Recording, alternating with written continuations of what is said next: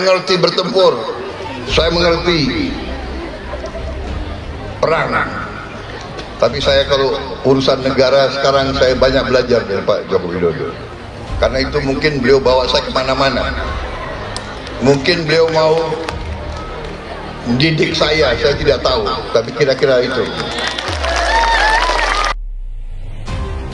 Mengerucutkan kedua nama dari sekian banyak nama yang sebelumnya di-endorse tadi, ya ada dua nama yang sering atau mendapatkan perhatian lebih sebagai penerus Pak Jokowi ya. Yang pertama adalah Pak Prabowo, yang kedua adalah Ganjar. Nah, karena dua nama ini punya potensi untuk menang. Nah, tapi belakangan porsinya lebih banyak buat Pak Prabowo ya ketimbang Ganjar. Saya sedang menulis paper buat ICS mengenai ini. Catatan saya itu statement buat Ganjar itu biasanya Pak Jokowi pakai high context. Jadi statement dukungannya itu pakai bahasa analog.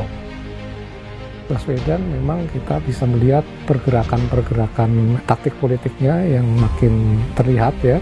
Deklarasi yang dilaksanakan baik oleh Anies Baswedan maupun Partai Nasdem menaikkan elektabilitasnya ya.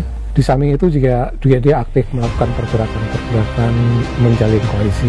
Prabowo Subianto mungkin sifatnya pasif, artinya dia yang didatangi gitu daripada dia yang melakukan tur politik gitu. Elektabilitas Prabowo semakin menguat, calon lain malah stagnan.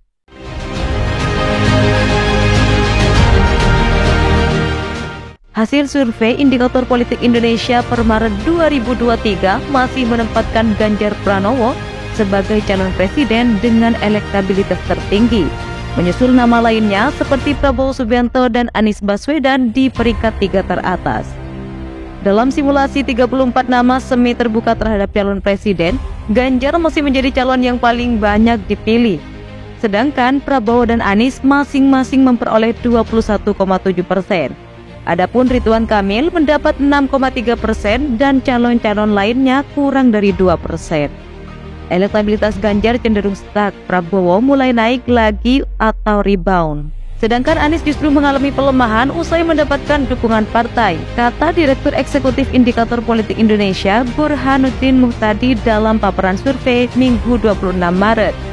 Indikator Politik Indonesia juga menilai akan sulit untuk menggeser 3 nama capres 2024 tersebut. Hal itu karena ketiganya memiliki tingkat kepopuleran atau dikenal besar oleh masyarakat, serta memiliki basis geografis yang besar. Adapun nama Ganjar cukup dikenal di kalangan masyarakat Jawa Tengah, Jawa Timur, dan sekitarnya.